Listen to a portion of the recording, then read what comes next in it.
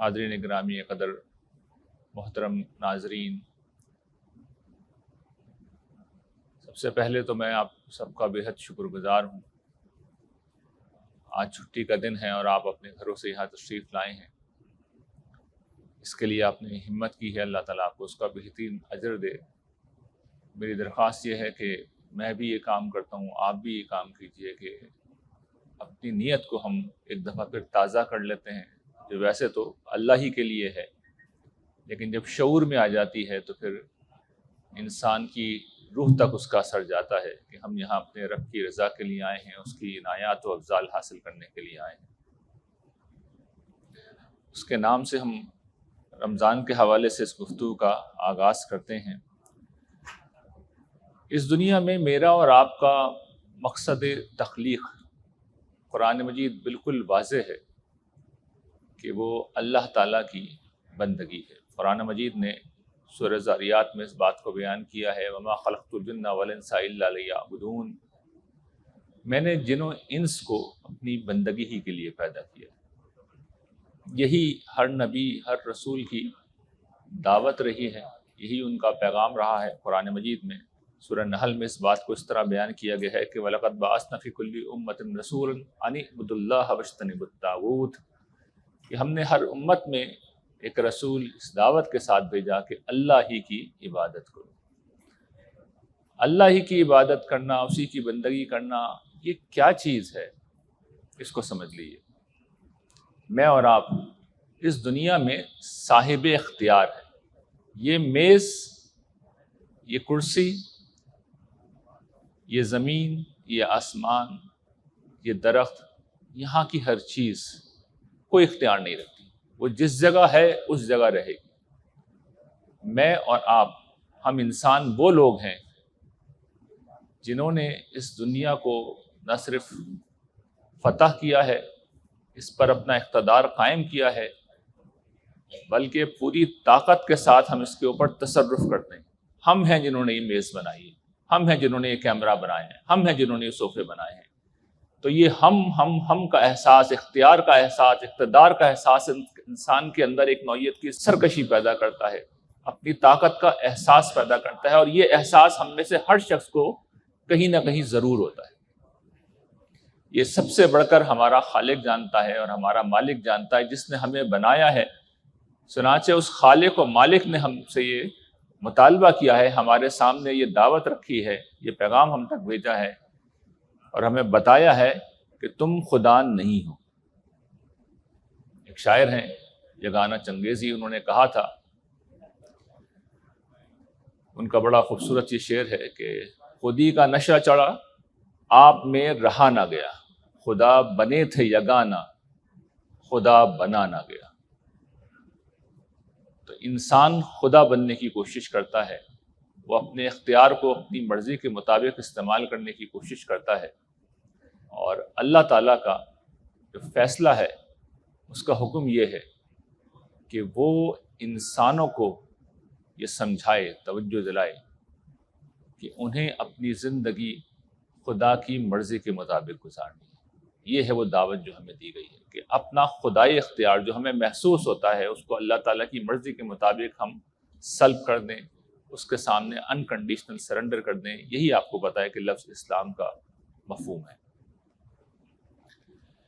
اس دعوت میں جو رسولوں نے دوسری چیز کی طرف توجہ دلائی ہے، وہ آیت آپ کے سامنے موجود بھی ہے، وَاجْتَنِبُوا الطَّاغُوتَ، طاغوت سے بچو۔ طاغوت کون ہے؟ شیطان کا دوسرا نام ہے۔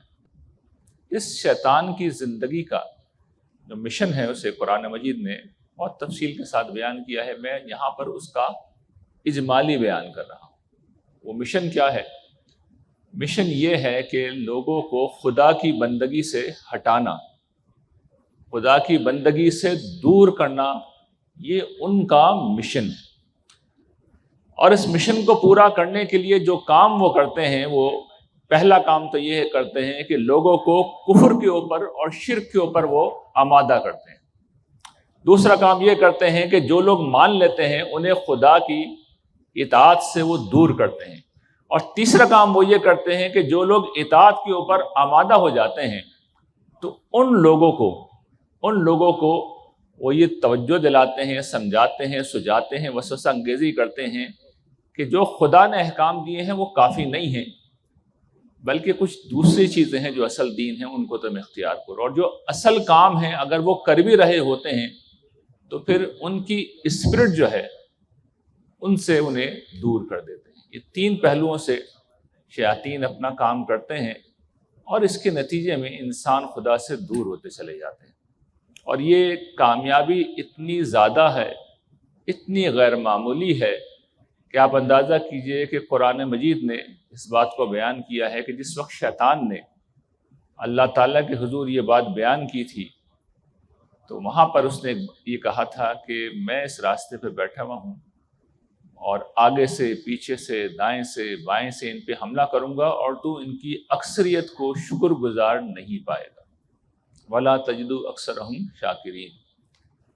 قرآن مجید نے خود اس پہ اللہ تعالیٰ نے تبصرہ کیا ہے، وَلَقَدْ ذَرَأْنَا لِجَهَنَّمَ كَثِيرًا مِّنَ الْجِنِّ وَالْإِنسِ، ہم نے انسانوں کی اکثریت کو اور جنوں کی اکثریت کو پیدا ہی جہنم کے لیے کیا ہے۔ لیکن اس میں سب سے زیادہ جو نمایاں مقام ہے، غیر معمولی مقام ہے، وہ سورہ یاسین کا ہے۔ شیطان کو اپنے اس مشن میں اتنی غیر معمولی کامیابی حاصل ہوئی ہے کہ اس کا نقشہ جس وقت قیامت کے لحاظ سے اللہ تعالیٰ نے کھولا ہے، اور احادیث میں اس کو جب بیان کیا گیا ہے تو انتہائی غیر معمولی اسالیب میں اس کو بیان کیا گیا ہے۔ حضور نے اس کو اس طرح بیان کیا ہے کہ جب میدان حشر قائم ہوگا تو اس وقت فیصلہ، ابتدائی فیصلہ یہ سنایا جائے گا کہ ہر 1000 میں سے 999 لوگ جہنم میں جائیں گے، ہر 1000 میں سے 999 لوگ جہنم میں جائیں گے۔ یہ میرٹ کے اوپر فیصلہ ہوگا، اور اس موقع پہ اللہ تعالیٰ اہل جنت سے پہلے خطاب کر چکے ہوں گے، اور اس کے بعد مخاطب ہو کے جو لوگ کھڑے ہوئے ہوں گے حشر میں، ان سے کہیں گے کہ وَامْتَازُوا الْيَوْمَ أَيُّهَا الْمُجْرِمُونَ، اے مجرموں تم اب الگ ہو کے کھڑے ہو جاؤ۔ اور پھر ان سے کہا جائے گا، یہ جو آیت یہاں لکھی ہوئی ہے کہ أَلَمْ أَعْهَدْ إِلَيْكُمْ يَا بَنِي آدَمَ أَلَّا تَعْبُدُوا الشَّيْطَانَ إِنَّهُ لَكُمْ عَدُوٌّ مُّبِينٌ وَأَنِ اعْبُدُونِي هَٰذَا صِرَاطٌ مُّسْتَقِيمٌ وَلَقَدْ أَضَلَّ مِنكُمْ جِبِلًّا كَثِيرًا أَفَلَمْ تَكُونُوا تَعْقِلُونَ۔ اے بنی آدم، کیا میں نے تم سے عہد نہیں لیا تھا کہ میری ہی عبادت کرنا، اور یہ کہ شیطان کی عبادت نہ کرنا؟ وہ تمہارا کھلا ہوا دشمن ہے۔ ہم یہ بات جانتے ہیں کہ رسولوں نے اس دعوت کو ہم تک پہنچایا ہے، بار بار پہنچایا ہے۔ ہم جو نمازوں میں کہتے ہیں ایاک نعبد و ایاک نستعین، ہم یہی عہد کرتے ہیں اللہ تعالیٰ سے، ہم کہتے ہیں اہدنا الصراط المستقیم۔ ابھی ظہر میں ہم یہی کہہ کے آ رہے ہیں، تو اسی کی طرف اللہ تعالیٰ توجہ دلا رہے ہیں کہ میں نے تم سے عہد لیا تھا کہ شیطان کی عبادت نہیں کرنا، میری عبادت کرنا، یہ سیدھا راستہ ہے۔ اس کے باوجود تمہارے ایک بہت بڑے گروہ کو اس نے گمراہ کر دیا، تمہیں عقل نہیں تھی۔ تو یہ وہ چیز ہے جو قیامت کے دن اللہ تعالیٰ کی طرف سے جس کا سامنا کرنا پڑے گا۔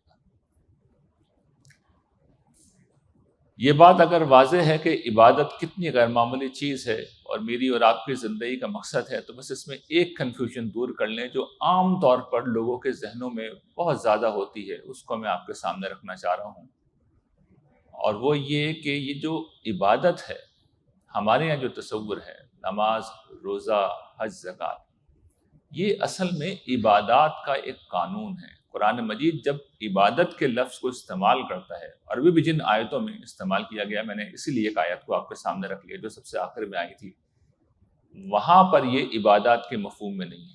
آپ دیکھیے ہمارا لفظ کیا ہے، اللہ تعبد الشیطان، شیطان کی عبادت نہ کرو۔ شیطان کے لیے کوئی نماز نہیں پڑھتا، کوئی شیطان کو زکوٰۃ نہیں دیتا، شیطان کے لیے روزے بھی نہیں رکھے جاتے۔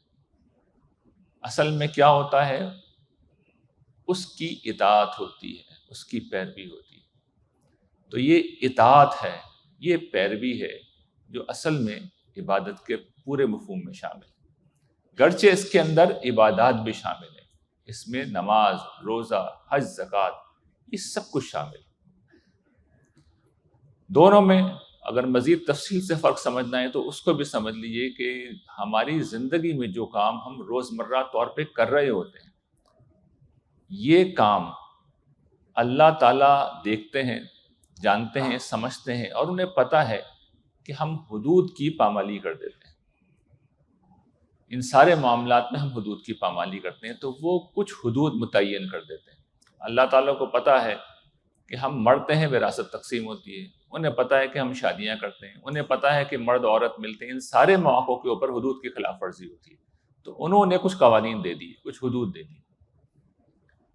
عبادت وہ چیز ہے، یعنی جس کو ہم عبادات کہتے ہیں، جس کو ہم مراسم عبودیت کہتے ہیں، وہ عام حالات میں نہیں کرتے۔ ایک عام انسان نماز نہیں پڑھتا، روزے بھی نہیں رکھتا، وہ حج عمرہ بھی نہیں کرتا، تو یہ وہ چیز ہے جو نبی آ کے سکھاتے ہیں، اور ہم اضافی طور پہ یہ کرتے ہیں، ہم اضافی طور پہ اس چیز کو ادا کرتے ہیں۔ تو یہ ہیں عبادات، اور ان کی اہمیت بڑی غیر معمولی ہے۔ یہ ہمارے دین کا امتیاز ہے، یہ اصل دین کی نمائندگی کرتے ہیں۔ چنانچہ حضور سے جب ایک موقع پر حضرت جبرائیل نے یہ پوچھا، حدیث جبرائیل جو بڑی مشہور ہے، تو وہاں پر حضور نے اسی حیثیت میں ان عبادات کو پیش کیا۔ تو یہ اتنی غیر معمولی ہیں، لیکن یہ اس وجہ سے فرض نہیں کی گئی کہ اللہ تعالیٰ کو ہماری عبادات کی کوئی ضرورت ہے۔ اللہ تعالیٰ کو ضرورت نہیں ہے، یہ میری اور آپ کی ضرورت ہے۔ ہماری ضرورت ہے کس پہلو سے ہے وہ میں بتاؤں گا، لیکن پہلے سمجھ لیں کہ اللہ تعالیٰ کس پہلو سے ان سب چیزوں سے بے نیاز ہیں۔ ایک روایت ہے، تھوڑی تفصیلی ہے، لیکن میں آپ کے سامنے رکھ رہا ہوں اس لیے کہ اس کمال طریقے سے اس میں اللہ تعالیٰ کو بیان کیا گیا، اس کی عظمت کو، کہ کم ہی وہ ہمیں ملتا ہے۔ یہ حدیث قدسی ہے، یعنی حضور بیان کر رہے ہیں، لیکن اللہ تعالیٰ کا یہ گویا کہ الہام ہے جو حضور پہ ہوا ہے، حضور کو بتایا گیا ہے۔ میرے بندو، میں نے ظلم کرنا اپنے اوپر حرام کیا ہے، اور تمہارے درمیان بھی اسے حرام قرار دیا ہے، اس لیے تم ایک دوسرے پر ظلم نہ کرو۔ میرے بندو، تم سب کے سب گمراہ ہو سوائے اس کے جسے میں ہدایت دوں، اس لیے مجھ سے ہدایت مانگو، میں تمہیں ہدایت دوں گا۔ میرے بندو، تم سب کے سب بھوکے ہو سوائے اس کے جسے میں کھلاؤں، اس لیے مجھ سے کھانا مانگو، میں تمہیں کھانا دوں گا۔ میرے بندو، تم سب کے سب ننگے ہو سوائے اس کے جسے میں پہناؤں، لہٰذا مجھ سے لباس مانگو، میں تمہیں لباس پہناؤں گا۔ میرے بندو، تم دن رات گناہ کرتے ہو، میں ہی سب کے سب گناہ معاف کرتا ہوں، سو مجھ سے بخشش مغفرت مانگو، میں تمہارے گناہ معاف کروں گا۔ میرے بندو، تم کبھی مجھے نقصان پہنچانے کی طاقت نہیں رکھو گے کہ مجھے نقصان پہنچا سکو، نہ کبھی مجھے فائدہ پہنچانا کے قابل ہوگے کہ مجھے فائدہ پہنچا سکو۔ میرے بندو، اگر تمہارے پہلے والے اور تمہارے بعد والے اور تمہارے انسان اور تمہارے جن سب مل کر تم میں سے ایک انتہائی متقی انسان کے دل کے مطابق ہو جائیں، تو اس سے میری بادشاہت میں کوئی اضافہ نہیں ہو سکتا۔ میرے بندو، اگر تمہارے پہلے والے، تمہارے بعد والے، تمہارے انسان اور تمہارے جن سب مل کر تم میں سب سے زیادہ فاجر آدمی کے دل کے مطابق ہو جائیں، تو اس سے میری بادشاہت میں کوئی کمی نہیں ہوگی۔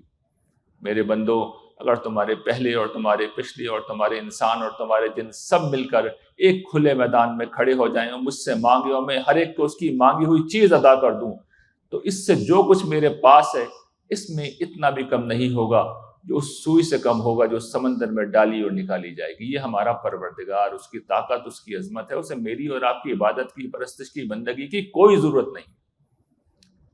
وہ سب کو دینے والا ہے، وہ کسی سے کچھ نہیں لیتا، اس کی عزت میں، اس کی عظمت میں ہم کوئی اضافہ نہیں کر سکتے۔ حضور تو یہ فرماتے ہیں کہ زمین و آسمان میں 4 انگل کوئی جگہ خالی نہیں ہے جہاں پر فرشتے اللہ تعالیٰ کے سامنے سر بسجود نہ ہو۔ تو میری اور آپ کی عبادت سے اللہ تعالیٰ کو کیا فائدہ ہوگا؟ کوئی فائدہ نہیں ہو سکتا۔ فائدہ کسے ہے؟ مجھے ہے اور آپ کو ہے۔ اور کس طرح فائدہ ہے؟ کہ یہ جو جنگ شیطان نے ہمارے خلاف آغاز کا کر رکھا ہے، اس جنگ کو چھیڑ رکھا ہے، اس نے اللہ تعالیٰ کے سامنے کھڑے ہو کے اس کی عزت کی قسم کھائی تھی کہ فَبِعِزَّتِكَ لَأُغْوِيَنَّهُمْ أَجْمَعِينَ، پروردگار میری تیری عزت کی قسم، مجھے تیری عزت کی قسم، ان میں سے کسی کو بھی نہیں چھوڑوں گا میں۔ آپ تصور کیجئے اگر کوئی شخص میرے آپ کے خاندان میں، آفس میں، محلے میں، کسی بھی جگہ پر کوئی شخص مستقل ہمارا دشمن ہو جائے، ہمیں نقصان پہنچانے کا عزم کر لے، فیصلہ کر لے، کس درجے کی ہمیں تکلیف ہو جائے گی، کیسی مصیبت میں ہم مبتلا ہو جائیں گے۔ کچھ نہیں، گھر سے یہاں سے باہر نکلیں، آپ کی گاڑیاں ہوا نکلی ہوئی ہو، کیسی کوفت ہوگی، چاروں ٹائر کو جا کے فلیٹ کر دے۔ تو کوئی شخص اللہ واسطے کا بیر پال لے تو زندگی کتنی مشکل ہو جائے گی۔ اس نے پال رکھا ہے، اللہ کے سامنے اس کی عزت کی قسم کھائی، اپنی بربادی کی قیمت پہ، یعنی اسے پتا ہے کہ اس کا نتیجہ جہنم نکلے گا، اسے پتا ہے اس کا نتیجہ ہلاکت ہے، اس کو معلوم ہے اس کا نتیجہ ختم نہ ہونے والی رسوائی ہے، تباہی ہے، پھر بھی اس نے یہ اعلان کیا ہے کہ میں کھڑا ہوا ہوں۔ تو اللہ تعالیٰ نے ہماری مدد کے لیے عبادت کا ہمیں ہتھیار دیا ہے، اور ان سب سے بڑی عبادات میں سے جو ایک عبادت ہے جو کئی پہلوؤں سے ساری عبادات سے سب سے زیادہ ممتاز ہے، وہ روزے کی عبادت ہے، جو اس وقت ہمارے سروں پر جس کا مقدس مہینہ سایہ فگن ہونے والا ہے۔ یہ وہ عبادت ہے وہ یوں سمجھیے کہ ہمارے وجود کو اندر سے مضبوط بناتی ہے۔ شیطان کے خلاف جو جنگ لڑی جاتی ہے وہ تیر و تفنگ سے نہیں لڑی جاتی، وہ توپ اور ٹینک سے نہیں لڑی جاتی، وہ ہوائی جہاز سے نہیں لڑی جاتی، وہ باہر بھی نہیں لڑی جاتی، وہ اندر لڑی جاتی ہے، وہ یہاں لڑی جاتی ہے۔ حملہ یہاں پہ ہوتا ہے، دفاع بھی یہاں پہ ہونا چاہیے، مضبوطی بھی اندر ہی ہونی چاہیے۔ تو 720 گھنٹے کی اوسطاً ایک مہینے میں آپ سمجھے اتنے گھنٹے ہوتے ہیں، تو ایک تربیت کا ایک ہے جو اللہ تعالیٰ نے منعقد کی ہے، اور جس میں مسلسل ایک ٹریننگ کے عمل سے گزارا جاتا ہے، اور اس کے لیے رمضان کے مہینے کا انتخاب کیا گیا ہے۔ اور اس مہینے کا انتخاب اس لیے کیا گیا ہے کہ یہ وہ مقدس مہینہ ہے، مبارک مہینہ ہے کہ جس کے اندر اللہ تعالیٰ نے آخری دفعہ اہل زمین سے خطاب کیا۔ آسمان و زمین کا بادشاہ، آپ اندازہ کیجئے، اللہ تعالیٰ بہت کم گفتگو کرتے ہیں، وہ صرف ایک حکم جاری کرتے ہیں۔ قرآن نے اس کی ایک مثال دی ہے کہ اس کا جب حکم ہوتا ہے کوئی، جب اسے فیصلہ کرنا ہوتا ہے تو بس کن فیکون کہتا ہے، وہ تفصیل کرتا ہی نہیں ہے، وہ ڈیٹیل کرتا ہی نہیں ہے، اور اس کے فرشتوں کو پتہ چل جاتا ہے کہ آگے کیا کرنا ہے۔ اور عظمت یہ ہے کہ حاملین عرش کے اوپر بھی لرزہ طاری ہو جاتا ہے جب اللہ تعالیٰ کلام کرتے ہیں۔ لیکن انہوں نے مجھ پہ آپ پہ مہربانی کی ہے، قرآن مجید کی شکل میں ایک عظیم کتاب جس میں 6,500 ہزار آیتیں ہیں، مسلسل سمجھایا ہے، مسلسل بتایا، آخری حد پہ جا کے، جس درجے میں گویا کہ کوئی انسان دوسرے انسان کو جا کے سمجھا سکتا ہے، بلکہ وہ بھی نہیں، اس سے بھی زیادہ جا کے سمجھایا ہے۔ کبھی قرآن کو اس پہلو سے دیکھ لیجئے، کس درجے میں اللہ تعالیٰ کو اصرار ہے، وہ سمجھا رہے ہیں، دلائل دے رہے ہیں، اپیل کر رہے ہیں، کوئی شک ہے تو اس کو دور کر رہے ہیں، ہر وہ چیز جو ذہن میں پیدا ہو رہی ہے اس کو سامنے رکھ کے گفتگو کر رہے ہیں، مکالمہ کر رہے ہیں۔ یعنی ہم اس قابل ہیں کہ ہمارے ساتھ یہ کیا جائے، لیکن یہ انہوں نے اہتمام کیا، یہ احسان کیا۔ تو اس عظیم احسان کو جس مہینے میں کیا گیا وہ رمضان کا مہینہ ہے، اور اسی کی مناسبت سے قرآن نازل کیا گیا، تو رمضان کے اندر روزے بھی فرض کیے گئے۔ شہر رمضان الذی انزل فیہ القرآن ھدی للناس وبینات من الھدی والفرقان۔ رمضان وہ مہینہ ہے جس کے اندر قرآن نازل کیا گیا، اور قرآن کیا ہے؟ انسانوں کے لیے ہدایت، اور ہدایت بھی کس نوعیت کی کہ بالکل ڈے لائٹ کی طرح کلیئر ہے، روشن، اور اس درجے میں واضح ہے کہ حق و باطل کو کھول کے رکھ دیتی ہے، کوئی ڈاؤٹ، کوئی شک نہیں رہتا کہ کیا حق ہے، کیا باطل ہے، کیا صحیح ہے، غلط ہے، کیا کرنا ہے، کیا نہیں کرنا، ایک ایک چیز ڈے لائٹ کی طرح کھولتی ہے۔ لیکن کیا صرف کھولنا کافی ہے؟ کیا صرف علم کافی ہے؟ کیا صرف پتہ چلنا کافی ہے؟ آپ یہاں تشریف لائے ہیں، آپ کو بتایا گیا ہے کہ بھئی اس جگہ آنا ہے، راستہ آپ کو معلوم ہے، ورنہ گوگل میں اپنے آپ نے دیکھ لیا، تو کیا اس علم سے کام ہو سکتا تھا؟ نہیں، اس کے لیے چلنا پڑتا ہے، چلنا پڑتا ہے۔ تو یہ چلنے کے لیے کیا چیز چاہیے؟ ہم ادھر چلنا شروع کریں گے، ادھر شیاطین آ کے کھڑے ہو جائیں گے، روکیں گے۔ تو اللہ تعالیٰ نے ہمیں ایک ہتھیار دیا ہے، اور وہ روزے کا ہتھیار دیا ہے، اور اس کا اصل مقصد یہ ہے کہ اس کے ذریعے سے تمہارے اندر تقویٰ پیدا ہو جائے۔ یا ایھا الذین آمنوا کتب علیکم الصیام کما کتب علی الذین من قبلکم لعلکم تتقون۔ ایمان والو، تم پر روزے فرض کیے گئے ہیں جس طرح تم سے پچھلوں پر فرض کیے گئے تھے، تاکہ تم متقی و پرہیزگار ہو جاؤ۔ تقویٰ کیا ہے؟ خدا کے احساس میں جینا، خدا کے احساس میں جینا، اور اس کے نتیجے میں اس کی نافرمانی سے بچنا۔ یہ سادہ ترین الفاظ میں تقویٰ کی تعریف ہے۔ اب یہ میری تقریر یہاں سے ایک مختلف تقریر ہے، اس سے پہلے میں برسوں یہاں پہ گفتگو کرتا رہا ہوں، رمضان کے بہت سے شیڈز میں نے واضح کیے ہیں، کوشش کی ہے کہ اس کے پہلوؤں کو سمجھاؤں، بہت سے پہلوؤں کو سمجھاؤں، لیکن اب میں اس مسئلے کو ایڈریس کرنے جا رہا ہوں جو ہم میں سے ہر شخص کا مسئلہ ہے۔ یعنی روزوں کے باوجود ہمارے اندر تقویٰ نہیں آتا۔ ہمارے سماج کی اکثریت کا معاملہ یہ ہے کہ جس وقت وہ روزے رکھ رہے ہوتے ہیں، عین اس وقت بھی خدا کی نافرمانی کر رہے ہوتے ہیں۔ جھوٹ بول رہے ہیں، غیبت کر رہے ہیں، بدگمانی کر رہے ہیں۔ رمضان شروع ہونے سے پہلے بھی جو شخص بخیل ہے رمضان میں بھی وہ بخیل رہتا ہے، رمضان کے بعد بھی رہتا ہے۔ جو شخص اسراف کرنے والا ہے وہ روزوں سے پہلے بھی ایسا ہوتا ہے، روزوں کے اندر بھی ایسا ہوتا ہے، روزوں کے بعد بھی ایسا ہی رہتا ہے۔ جو نگاہوں کی آوارگی میں مبتلا ہوتا ہے وہ روزوں سے پہلے بھی ایسا ہوتا ہے، روزوں میں بھی ایسا رہتا ہے، روزے رکھ کے بعد بھی ایسا ہی رہتا ہے۔ جس شخص کے اندر جھگڑالو پن ہوتا ہے وہ روزوں سے پہلے بھی ایسا ہوتا ہے، روزوں کے اندر بھی ایسا ہوتا ہے، روزوں کے بعد بھی ایسا ہوتا ہے۔ جو مذہبی اور کسی نوعیت کے بھی تعصب میں مبتلا ہو، لسانی تعصب میں، سیاسی تعصب میں، وہ روزے سے پہلے بھی ایسا ہی ہوتا ہے، روزوں میں بھی ایسا ہی ہوتا ہے، روزے کے بعد بھی ایسا ہی ہوتا ہے۔ ان میں سے کون سی چیز تقوی کے مطابق؟ کون سی چیز تقوی کے مطابق؟ کوئی چیز نہیں۔ اچھا، جو لوگ کچھ نیکیاں اختیار کر بھی لیتے ہیں تو ادھر رمضان گزرے اور سارا بخار اتر گیا، کوئی فرق نہیں پڑا، حقیقی تبدیلی کوئی نہیں آتی۔ بہت شاذ لوگ ہوتے ہیں جن کے اندر کوئی تبدیلی آتی ہے۔ یہ مسئلہ ہے۔ برسہ برس سے ہم لوگوں کے درمیان رہتے ہیں، سب کچھ دیکھتے ہیں، احساس ہی نہیں ہوتا لوگوں کو۔ تو یہ سمجھ لیجیے کہ اس کا پس منظر کیا ہے، یہ کیوں ہوتا ہے۔ یہ ہے اب جو میں واضح کرنے کی کوشش کروں گا اور اس مسئلے کا حل بھی سامنے رکھوں گا۔ دیکھیے، یہ جو گناہ ہے، یہ جو برائی ہے، یہ انسانوں کے مزاج میں شامل ہو جاتی ہے، انسانوں کی شخصیت کا حصہ بن جاتی ہے۔ اور جب کوئی چیز شخصیت کا حصہ بن جائے تو پھر وہ واضح و تلقین سے نہیں جاتی، وہ سمجھانے سے بھی نہیں جاتی۔ آپ نماز میں کھڑے ہو کے خوب روئیں، گڑ گڑائیں، 10 دفعہ توبہ کریں، تب بھی نہیں جائے گی۔ یہ سرشت میں شامل ہو جاتی ہے، جسے کہتے ہیں کہ جبل گردوں جبلت نہ گردوں، پہاڑ اپنی جگہ چھوڑ سکتا ہے، عادتیں نہیں بدلتی۔ یہ حصہ بن جاتا ہے، یہ مزاج کا، شخصیت کا حصہ بن جاتا ہے۔ اور یہ کس طرح بنتا ہے؟ یہ سمپل پروسیس نہیں ہے، یہ ہمارے کنٹرول سے باہر کی چیز ہے۔ جس وقت ہم پیدا ہوتے ہیں تو اس دنیا میں آنے سے پہلے جب ہمارا بیج پڑتا ہے ہماری ماؤں کے پیٹ میں، تو اس وقت ایک بات طے ہو جاتی ہے، ہماری شکل و صورت کیسی ہوگی۔ اور یہ کہاں سے آتی ہے؟ ہمارے پیرنٹس سے، جینز میں آتی ہے۔ ہماری ماں، ہمارا باپ، ہمارا دادا، ہماری دادی، ہمارے نانا، ہماری نانی، ہمارے چچا، ہماری خالہ، ماموں، پھپھی، یہ رشتہ دار ہوتے ہیں جن کے جینز مکس ہو کے کسی نہ کسی طرح ہمارے اندر آ رہے ہوتے ہیں۔ آپ کسی بھی بچے کو دیکھ لیں، وہ پیچھے یہیں سے مل رہا ہوتا ہے، کوئی نہ کوئی شیڈ اس میں ہوتا ہے، گرچہ اس کی اپنی ایک یونیک شخصیت بھی ہوتی ہے، لیکن آپ اس کے فیس فیچرز کو دیکھ کے بتا سکتے ہیں۔ یہ ناک فلاں جگہ سے آئی ہے، آنکھیں فلاں جگہ سے آئی ہیں، اور ہونٹ فلاں جگہ سے آئے ہیں۔ قد و قامت کا بھی یہی معاملہ ہے، رنگ و روپ کا بھی یہی معاملہ ہے۔ تو جس طریقے سے یہ جسم پیچھے سے آ رہا ہوتا ہے، مزاج بھی پیچھے سے آتا ہے، عادتیں بھی پیچھے سے آتی ہیں، رویے بھی پیچھے سے آتے ہیں۔ یہ پہلے مرحلے پہ ہماری شخصیت کا حصہ بن جاتے ہیں، اس سے پہلے کہ ہم دنیا میں آئیں۔ دوسرے مرحلے پر ہم ایک ماحول میں آ جاتے ہیں، یعنی ہم ایک گھر میں پیدا ہوتے ہیں، وہاں ماں بھی ہے، وہاں باپ بھی ہے، وہاں بھائی بھی ہیں، وہاں بہن بھی ہیں، وہاں نانا بھی ہیں، وہاں نانی بھی ہیں، وہاں دادا بھی ہیں، وہاں دادا بھی ہیں، وہاں سارے رشتے ہیں، وہاں سارے ناطے ہیں، وہاں سب کچھ ہم ہوتے ہوئے دیکھ رہے ہیں، ان کی باتیں سن رہے ہیں، ہم چاہیں نہ چاہیں ان کے رویوں کو ہم اثر قبول کر رہے ہیں۔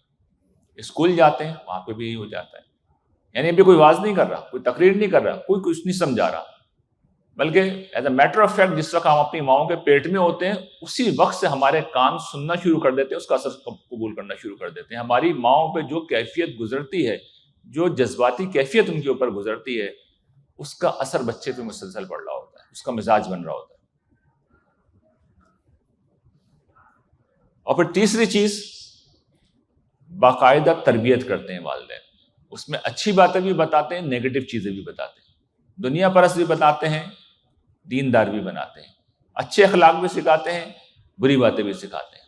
والدین یہ ساری چیزیں اپنی تربیت سے بھی بچوں کے اندر ڈالتے ہیں، جس کے نتیجے میں ہماری ایک نفسیات بن جاتی ہے۔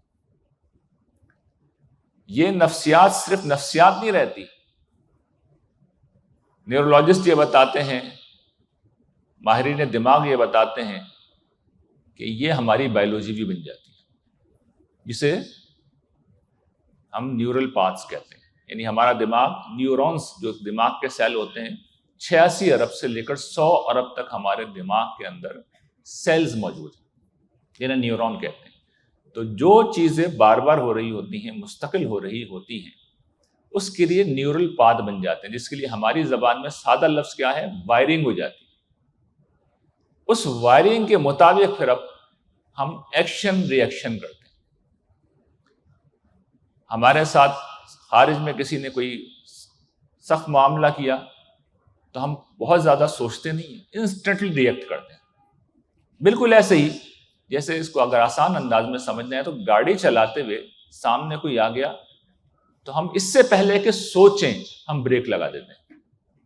ہمارے دماغ تک یہ بات نہیں آتی، آنکھیں ایسا لگتا ہے کہ براہ راست پیروں کو حکم دے رہی ہیں، لیکن اس کی وجہ یہ ہوتی ہے کہ ہمارے نیورل پاتھس بنے ہوئے ہوتے ہیں، تو آٹومیٹکلی ایک کام ہو جاتا ہے، ایکشن ری ایکشن۔ یہی ہمارے مزاج میں ہو رہا ہوتا ہے، ٹھیک یہی چیز ہمارے مزاج میں ہو رہی ہوتی ہے۔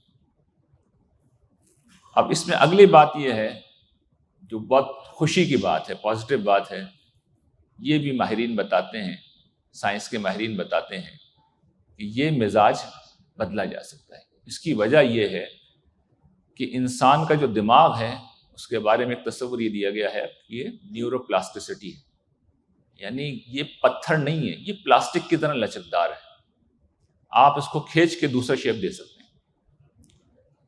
یعنی آپ دوسری چیزوں کو اختیار کرنا شروع کر دیں، مستقل اختیار کریں، قوت ارادے کو استعمال کر کے اختیار کریں، بار بار پریکٹس کریں، مشق کریں، تھوڑے عرصے کے اندر ایک نئی عادت ڈیولپ ہو جائے گی اور وہ پچھلی وائرنگ کو گویا کہ اوور رائٹ کر دے گی۔ آپ غور کریں، یہ جو روزہ ہے ہمارے خالق نے، ہمارے مالک نے جو اس پورے سسٹم کا بنانے والا ہے، اسے پتہ ہے اس نے کیا پروڈکٹ بنائی ہے، تو وہ اس پوری چیز کو ری رائٹ کرنے کے لیے روزے کی انتہائی مشکل عبادت فرض کرتا ہے، جس میں وہ دو کام کرتا ہے۔ یعنی باقی ساری عبادات کے برعکس جن میں ہم آگے بڑھ کے کچھ نہ کچھ کرتے ہیں، نماز میں ہم مراسم عبودیت، سجدہ، رکوع، قیام یہ ادا کرتے ہیں، زکوٰۃ میں ہم پیسے دیتے ہیں، حج میں ہم سفر کرتے ہیں، یہ سارے معاملات ہم کر رہے ہیں۔ روزے میں آپ دیکھیں ہم کچھ نہیں کر رہے، ہم کچھ بھی نہیں کر رہے، صرف دو چیزوں سے رک رہے ہیں۔ ایک چیز جو ضروریات کی فہرست میں سب سے بڑی ضرورت ہے اور وہ کھانا پینا۔ اگر آپ انسانوں کی ضروریات کی فہرست متعین کریں تو پتہ ہی چلے گا کہ کھانا پینا سب سے بڑی ضرورت ہے۔ اور اگر آپ اپنی خواہشات، انسانی خواہشات کی فہرست مرتب کریں تو پتہ ہی چلے گا کہ مرد عورت کا تعلق یہ خواہشات میں سب سے ٹاپ کے اوپر کی چیز ہے۔ تو دونوں جگہ پہ سب سے زیادہ ٹاپ کی چیز تھی، اللہ تعالیٰ نے اس پہ پابندی لگا دی،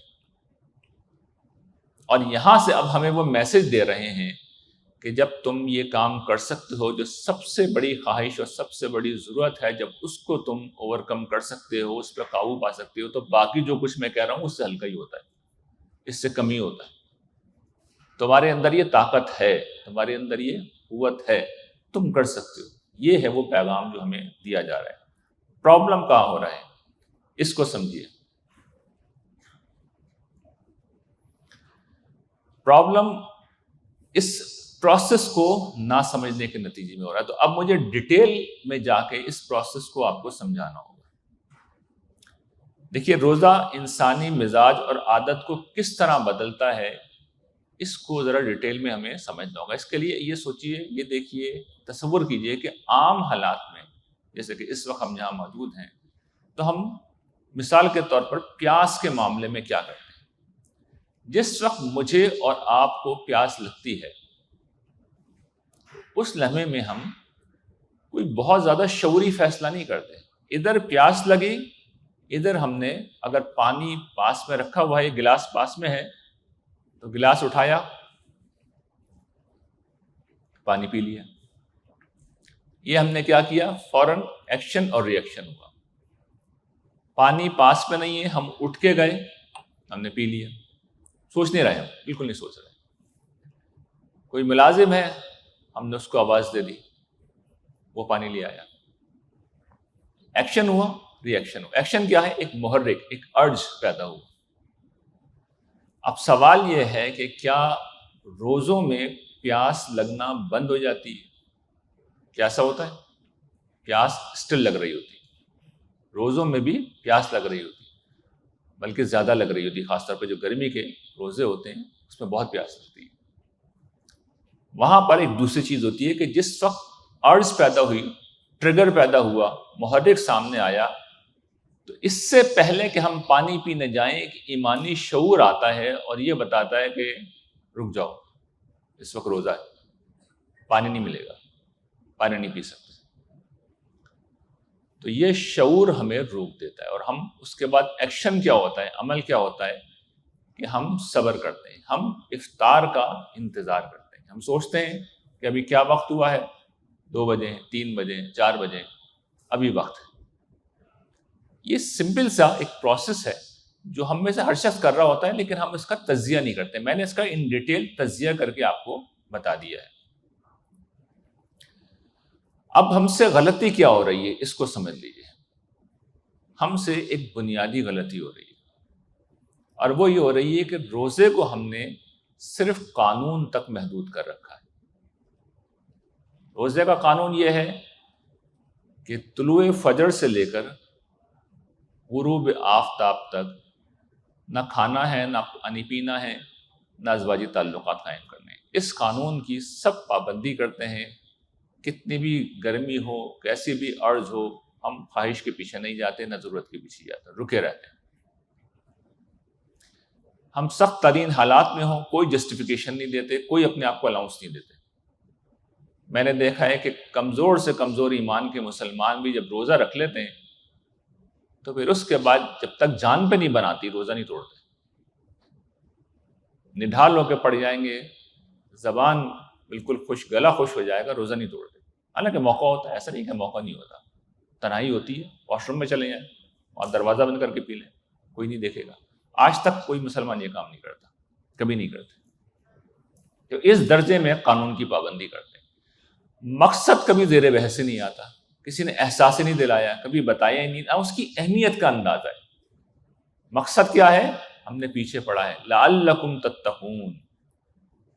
اب ریلیشن سمجھ لیں، ریلیشن کیا ہے؟ ریلیشن یہ ہے کہ مثال کے طور پر ہم نے ملازمت کی، ملازمت میں ہم روزانہ صبح نکلتے ہیں گھر سے اور آفس جاتے ہیں۔ 30 دن بعد آپ مجھے بتائیے کہ 30 دن بعد کیا ہوتا ہے، 1 مہینے بعد کیا ہم لیتے ہیں؟ سیلری۔ ملازمت 30 دن کرنے کے بعد ہمیں کیا ملتی ہے؟ تنخواہ ملتی ہے، سیلری ملتی ہے۔ اب کسی ایسی ملازمت کا تصور کریں جس میں ہم 30 دن کام کریں اور اس کے بعد سیلری لینے کا کوئی تصور ہی نہ ہو۔ آپ جانتے ہیں ہم رمضان میں کیا کر رہے ہیں؟ ٹھیک یہی کام کر رہے ہیں۔ 30 دن ہم پوری ملازمت کر رہے ہیں، یہ تصور ہی نہیں ہے کہ ہمیں سیلری لینی ہے، جو اصل مقصد ہے۔ ورنہ تو آدمی والنٹیئر کہیں پہ کام کرے گا، لیکن جس وقت ملازمت کرتے ہیں اس کا ایک ہی مطلب ہوتا ہے، ایک ہی مقصد ہوتا ہے، پیسے کمانا۔ تو اصل مقصد پیسے کمانا ہے، اصل مقصد ملازمت کرنا نہیں ہے۔ لیکن اس ملازم کا تصور کریں جس کے ذہن میں ایک کانسیپٹ ہی نہیں ہے کہ اسے سیلری لینی ہے۔ ہم وہ ملازم ہیں جن کے ذہنوں میں ایک کانسیپٹ ہی نہیں ہے کہ ہمیں متقی بننا ہے، by the and of the month متقی بن جانا ہے۔ نہیں بنے بیکار ہے۔ یہ میرا اجتہاد نہیں ہے، یہ حضور کا ارشاد۔ جس آدمی نے روزے کی حالت میں جھوٹ بولنا اور اس پر عمل کرنا ترک نہ کیا تو اللہ کو اس کی کوئی حاجت نہیں ہے کہ وہ اپنا کھانا پینا چھوڑ دے۔ جو کچھ میں نے عرض کیا تھا وہ میرا اجتہاد نہیں تھا۔ اور یاد رکھیے گا، حضور جب بات کرتے ہیں تو کوئی خاص پس منظر ہوتا ہے، یوں نہیں کہ یہ جھوٹ کی شناعت بیان ہو رہی ہے۔ یہ سارے گناہوں کے بارے میں حضور کہہ رہے ہیں، لیکن اس وقت کوئی مسئلہ جھوٹ کا زیر بحث تھا، توجہ جھوٹ پہ دلانی تھی۔ ورنہ ہر گناہ کا معاملہ یہی ہے کہ اگر یہ گناہ ختم نہیں ہو رہے، اگر اسراف ختم نہیں ہو رہا، بخل ختم نہیں ہو رہا، نگاہوں کی آوارگی ختم نہیں ہو رہی، تعصب ختم نہیں ہو رہا، اور اس طرح کے جتنے بھی رذائل ہیں، غیبت ختم نہیں ہو رہی، بخل ختم نہیں ہو رہا، بد اخلاقی ختم نہیں ہو رہی، جھگڑالو پن ختم نہیں ہو رہا، اس کا مطلب ایک ہی ہے کہ ہم وہ ملازم ہیں جسے تنخواہ لینے میں کوئی دلچسپی نہیں ہے، اور اگر جب تنخواہ نہیں تو قیامت کے دن پہنچیں گے تو پتہ چلے گا خالی ہاتھ۔ یہ ہے حضور فرماتے ہیں کہ اللہ کو پھر تمہیں فاقہ کرانے کی کوئی ضرورت نہیں۔ یہ دو ٹوک ہے، حضور دو ٹوک ہے، بالکل قرآن بھی دو ٹوک ہے، لیکن ظاہر ہے مسئلے کو حل کرنا ہے۔ اس مسئلے کو بھی ہم ایک حدیث کی روشنی میں دیکھتے ہیں، حضور نے اسے کمال طریقے سے بیان کیا ہے۔ حضور فرماتے ہیں الصیام جنہ، روزہ ایک ڈھال ہے۔ اب ذہن میں کانسیپٹ رکھیے گا، شیطان کے ساتھ ہم حالت جنگ میں ہیں، وہ وار کر رہا ہے، وہ عرض پیدا کرتا ہے، وہ محرک پیدا کرتا ہے، وہ ٹریگر پیدا کرتا ہے، وہ تلوار سے وار کرتا ہے، وہ وار کر رہا ہے اور ہمیں اسے روکنا ہے۔ تو کس سے روکیں گے؟ پرانے زمانے میں کیا ہوتا تھا اس مقصد کے لیے؟ ڈھال۔ حضور فرماتے ہیں روزہ ڈھال، فلا یرفث ولا یجہل۔ تو تم میں سے جب کوئی شخص روزے کی حالت میں ہو تو نہ کوئی وہ فواحش بے حیائی کی باتیں کرے، نہ جہالت کی باتیں کرے، لڑائی جھگڑا غصہ جھنجھلاہٹ، اس میں سے کوئی کام بھی نہ کرے۔ وَإِنِ امْرُؤٌ قَاتَلَهُ أَوْ شَاتَمَهُ فَلْيَقُلْ إِنِّي صَائِمٌ مَرَّتَيْنِ۔ اچھا آپ خود تو نہیں کر رہے، خود نہیں کر رہے ہیں، دوسرا شخص آ کے آپ کو ٹریگر کر رہا ہے، وہ لڑ رہا ہے، وہ گالی دے رہا ہے، تو ہمارا انسٹنٹ ریئیکشن کیا ہوگا؟ ہم گالی دیں گے۔ حضور کہتے ہیں نہیں، تم کہو میں روزے سے ہوں، دو دفعہ کہو۔ کس سے کہو؟ اس سے کہو نہیں، یہ تم اپنے آپ سے کہہ رہے ہو، میں روزے سے ہوں، میں روزے سے ہوں، اپنے آپ کو سمجھا رہے ہو، مجھے جواب نہیں دینا، مجھے ریٹیلیٹ نہیں کرنا۔ اب اس کو دیکھیے یہاں پہ بھی کیا پروسیس ہو رہا ہے۔ عام حالات میں ہمارا رویہ کیا ہوتا ہے کہ کسی نے کوئی غلط رویہ اختیار کیا تو ایک محرک پیدا ہوا، ایک ٹریگر پیدا ہوا، اس کے نتیجے میں اب ہم جوابی غلط رویہ اور جہالت کا مظاہرہ کریں گے، ہم گالی دیں گے، ہم برا بھلا کہیں گے، بلکہ ہو سکتا ہے اس سے زیادہ ریٹیلیٹ کریں۔ حضور کس رویے پہ توجہ دلا رہے ہیں کہ جس وقت کسی کا غلط رویہ یا محرک یا ٹریگر سامنے آئے تو ایمانی شعور کی ڈھال ہے جس کو تمہیں استعمال کرنا ہے، اور اس کے لیے تمہیں رک جانا ہوگا۔ رکو، صحیح جواب سوچو، اور صحیح جواب اس کیس کے اندر حضور نے خود بتا دیا، انی صائم، میں روزے سے ہوں۔ قرآن نے جب اس کو بیان کیا ہے تو وہاں سورہ فرقان میں اس طرح بیان کیا ہے کہ وَإِذَا خَاطَبَهُمُ الْجَاهِلُونَ قَالُوا سَلَامًا، کہ جب جاہل ان کے منہ کو آتے ہیں تو وہ سلام کرتے ہیں، سلام کر کے آگے بڑھ جاتے ہیں۔ سلام اصل میں کنایا ہے، مطلب اشارہ ہے، سلام کیا اور آگے بڑھ گئے، رکتے نہیں ہیں وہاں پہ۔ بجائے اس کے کہ جوابی جہالت کریں، ریٹیلیٹ کریں، اینٹ کا جواب پتھر سے دیں، ہم نے اوائڈ کیا ہے۔ تو اب جو ٹیک اوے ہے آج کی پوری نشست کا، جو اہم ترین بات ہے اس کو سمجھ لیں کہ اصل کام رکنا اور سوچنا ہے۔ یعنی جو کام ہم نہیں کرتے، ایسا نہیں ہے کہ ہمیں پتہ نہیں ہوتا، صحیح و غلط واضح ہوتے ہیں۔ دین کے جو اصل احکام ہیں، جو بنیادی احکام ہیں، وہ سارے کے سارے فطرت کے اندر ہیں، وہ اندر سے آ رہے ہیں۔ یہ عام طور پہ لوگوں کو معلوم ہوتے ہیں، تو ایسا نہیں کہ پتہ نہیں ہوتا لوگوں کو۔ ہوتا یہ ہے کہ ہم اس ایکشن اور ری ایکشن کے تحت زندگی گزار رہے ہوتے ہیں۔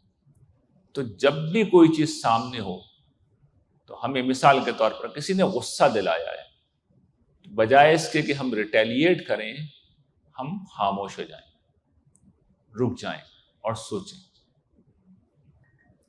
کوئی اس طرح کی چیز آئی ہے جو نادیدنی ہے، تو بجائے اس کے کہ اس کے پیچھے جائیں، اندر سے عرض ہوگا، پاز، اپنے آپ کو روکیں، پکڑیں، اپنے آپ کو جکڑ کے کھڑے ہو جائیں۔ کوئی بھی ٹرگل پیدا ہو، کوئی بھی محرک پیدا ہو، کوئی بھی عرض پیدا ہو، پاز کرنے کی عادت ڈالیں۔ پاز کرنے کے بعد اس کے بعد سوچیں، صحیح رویہ کا انتخاب کریں اور پھر اس کے مطابق کریں۔ یہ کام ہم نہیں کرتے، شیاطین کرتے ہیں۔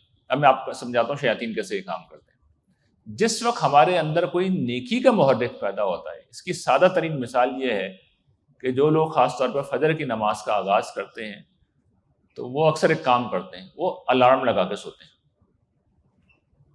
ایسا تو خیر جن کی عادت ہے انہیں بھی الارم ہی لگانا پڑتا ہے، لیکن نئے نئے لوگوں کے ساتھ جو ہوتا ہے وہ میں عرض کر رہا ہوں، وہ الارم لگا کے سوچتے ہیں۔ جس وقت الارم بج جاتا ہے تو اب دیکھیے آنکھ کھلتی ہے تو پہلا خیال ہمارے ذہن میں کیا آتا ہے کہ الارم آف کریں، 5 منٹ میں اڑ جاؤں گا، 5 منٹ میں اڑ جاؤں، 2 منٹ میں اڑ جاؤں، ذرا سا لیٹ جاؤں، تھوڑی دیر۔ وہ تھوڑی دیر جو ہے وہ کبھی پوری نہیں ہوتی، اس کے بعد اطمینان کے ساتھ صبح ہی آنکھ کھلتی ہے 9 بجے 10 بجے. تو آپ نے دیکھا شیطان نے اسی چیز کو ہم پہ استعمال کیا. جس وقت ہم نیکی کرنے جا رہے ہوتے ہیں، انفاق کا کوئی موقع آتا ہے، تو آپ دیکھیے شیاطین کیا پٹی پڑھاتے ہیں. ہاں یار بہت اچھا کام ہے، ہونا چاہیے، اس میں کنٹریبیوٹ مجھے کرنا چاہیے، بعد میں کروں گا، ابھی نہیں.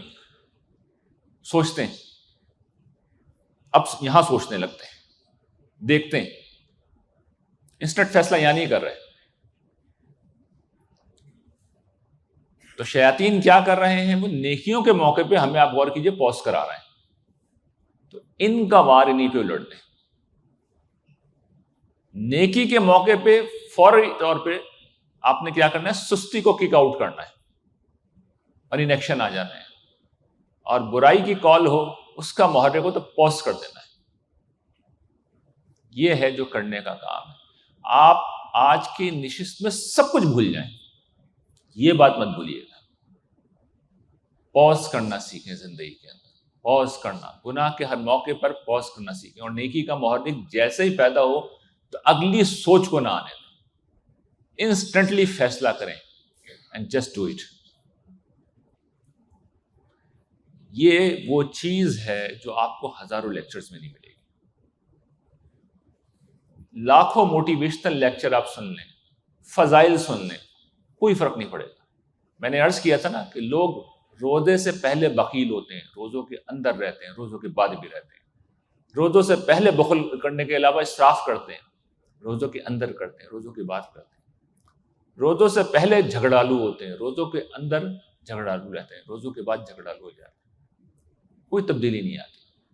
کوئی شخص تبدیلی لے آئے، مجھے کبھی مل جائے میں اس کے ہاتھ چوموں گا. ایسے لوگ نہیں ملتے. اس لیے کہ اول تو یہ شعور نہیں ہے کہ یہ مکمل چینج کا ایک گولڈن چانس ہے. اور شعور کسی درجے میں آ جائے کہ بھئی تقوی اختیار کرنا ہے، اس لیے کہ میں تو 10 سال سے کھڑا ہو کے یہاں پہ یہ تقریر کر رہا ہوں، کم سے کم 10 سال تو مجھے ہو چکے ہیں، بلکہ 12 سال ہو چکے ہیں، جس میں ہر سال پہ میں رمضان کے آغاز میں ایک تقریر کرتا ہوں، لازماً کرتا ہوں، اسی جگہ پہ کرتا ہوں. پرابلم اس جگہ کے، اس کو سمجھ لیں، اس جگہ پہ پرابلم. پوز کرنا سیکھیں، ہر برائی کے موقع پہ پوز، اور ہر نیکی کے موقع کے اوپر فوراً انسٹنٹلی عمل کرنا ہے. جب یہ کریں گے تو اس کے حیرت انگیز نتائج دیکھیں گے، حیرت انگیز نتائج دیکھیں گے. اچھا، پوز کرنے کے بعد کرنا کیا ہے؟ اس کو بھی ذرا قرآن نے موضوع بنا کے واضح کیا. یعنی جس وقت پوز کرتے ہیں نا، تو یہ بھی ہو سکتا ہے کہ شیطان کنونس کر لیں، یعنی پوز سے کوئی فرق نہیں پڑتا. پوز کے بعد اگلا کام جسے کرنا پڑتا ہے وہ سوچنا پڑتا ہے. تو کیا سوچیں؟ یہ سوچیں جو قرآن مجید نے احساسات بیان کیے. اب یہ تقویٰ سے ریلیٹڈ چند موٹی موٹی احساسات قرآن مجید میں کثرت سے بیان ہوئی. ان میں سے پہلی چیز ہے خوف. خوف کیا ہے؟ ایک ایسی چیز کا اندیشہ جو وہم نہ ہو، ریئلٹی ہو، اور ہو سکتا ہے. اور وہ کیا چیز ہے ان دیٹ کیس؟ کہ اگر یہ گناہ کا ارتکاب کیا تو کل قیامت کے دن اللہ تعالیٰ نے مجھے کھڑے کرنا ہے اپنے سامنے، اور فرشتے اس وقت موجود ہیں. وَمَن يَعْمَلْ مِثْقَالَ ذَرَّةٍ خَيْرًا يَرَهُ، سب لکھ رہے ہیں، وہاں ایک ایک لفظ لکھا ہوا ہوگا، جو بولا، جو کیا، سب ہوگا. اس لیے کہ فرشتے ہیں.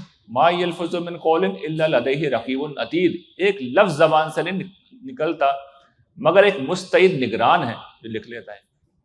کِرَامًا کاتبین یعلمون ما تفعلون، ہر وقت اللہ تعالیٰ کے فرشتے ہیں، معزز لکھاری، جو بھی ہم کرتے ہیں وہ جانتے ہیں. اچھا، وہ نہ بھی ہوں، خدا تو ہے.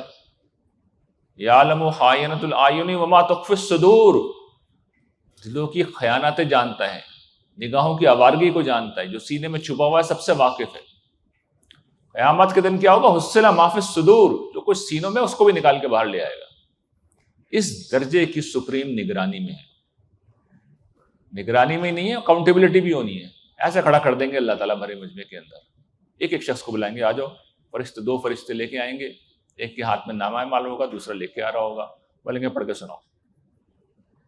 ہم کر کے بھول جاتے ہیں، وہ کچھ نہیں بھولتے، سب ہوتا ہے ان کے پاس. اب تو پورا تصور آ گیا، ویڈیو بن رہی ہے، آڈیو ریکارڈ ہو جاتی ہے. ہمارے بھی آڈیو ویڈیو بن رہی ہے. قیامت کے دن ساری وہ فوٹیج لیک ہوتی رہتی ہے نا، وہاں لیک نہیں ہوں گی، ریلیز ہوں گی باقاعدہ سب کے سامنے کھڑا کر کے. تو جب آدمی ان ساری چیزوں پہ غور کرتا ہے تو پھر خوف وہ غالب آ جاتا ہے، مجھے جواب دینا ہے۔ خشوع دوسری احساس اس غور و فکر کی، کس ہستی سے میرا واسطہ پڑنے والا ہے؟ جو اکاؤنٹیبلٹی کرے گا وہ عام ہستی نہیں ہے، وہ آسمان و زمین کا بادشاہ ہے۔ اس کائنات کو اگر ہم سمجھ لیں، یعنی اس وقت یہ کائنات جتنی بڑی ہے، یہاں پر نون گلیکسیز جو ہیں، نون گلیکسیز 2 ٹریلین ہیں جو آبزرویبل یونیورس کے اندر تلاش کی گئی ہیں، اور ہر گلیکسی کے اندر سے 2 سے 4 بلین اسٹار ہیں، اور ہر اسٹار، ہر ستارہ ہمارے سورج جیسا ہے۔ سورج اتنا بڑا ہے کہ 13 لاکھ زمینیں اس میں سما جائیں، اور زمین کتنی بڑی ہے؟ میرا آپ کا ذہن اس مقصد کے لیے بنا نہیں ہے سردست کہ وہ اس طرح کی چیزوں کو تصور بھی کر سکے۔ میں اور آپ کیا تصور کر سکتے ہیں؟ گھر سے یہاں تک 20 کلومیٹر کا راستہ ہے، 15 کلومیٹر کا راستہ ہے، اس سے زیادہ ہم سوچ نہیں سکتے۔ یہ جو چیزیں میں بتا رہا ہوں کہ گھر ہم تصور کریں گے، جی 500 گز کا گھر ہے، 1000 گز کا گھر ہے، یہ بڑے گھر ہیں ہمارے نزدیک۔ زمین کتنی بڑی ہے ہمارے تصور میں نہیں آتی یہ بات۔ سورج کے اندر 13 لاکھ زمینیں سمجھ جائیں گی، یہ اس کا ہم ذہن ہمارا تصور ہی نہیں کر سکتا کہ کس قسم کی بڑائی ہے۔ لیکن کبھی کیلکولیٹر ہاتھ میں اٹھا کے بیٹھے تو 14 طبق روشن ہو جائیں گے۔ ان کا خالق ہے، ان کا مالک ہے، علیم، خبیر، حکیم، قدیر، جبار، قہار، ہر چیز پہ اسے کنٹرول حاصل ہے۔ ہمارا دل دھڑک رہا ہے، اسے پتہ ہے، ہماری سانسیں گن رہا ہے، وہ میرے دل کا حال بھی جانتا ہے، آپ کے دل کا حال بھی جانتا ہے، آپ کے دل کا حال بھی جانتا ہے۔ وہ ایک شخص کی نظر پہ نظر رکھے ہوئے۔ تو عظمت کا جب یہ احساس ہوتا ہے تو پھر انسان کے اوپر روب طاری ہوتا ہے۔ اس ہستی کے سامنے پیش ہونا ہے تو پھر وہ انسانوں کی نگاہوں میں بھی آتی ہے، انسانوں کے سر میں بھی آتی ہے، ہر چیز میں جھکاؤ پیدا ہو جاتا ہے، پستی پیدا ہو جاتی ہے۔ تیسری چیز رہبت، خوف جب کسی کا بہت زیادہ ہو تو پھر وہ دل کے اوپر اس درجے میں آتا ہے کہ آدمی کا دل لرز اٹھتا ہے، اور پھر انسان کی شخصیت پہ بھی اس کا اثر ہوتا ہے۔ حضور نے جس وقت یہ بات بیان کی، حشر کا نقشہ حضور جب بیان کر رہے تھے، ایک موقع پر منبر پہ کھڑے ہوئے خطاب کر رہے تھے کہ کس طرح قیامت کے دن اللہ تعالیٰ پوچھیں گے این الجبارون این المتکبرون این الملوک الارض، کہاں ہیں زمین کے بادشاہ، کہاں ہیں زمین کے خدا، کہاں ہیں زمین کے طاقتور، کہاں ہیں وہ متکبرین؟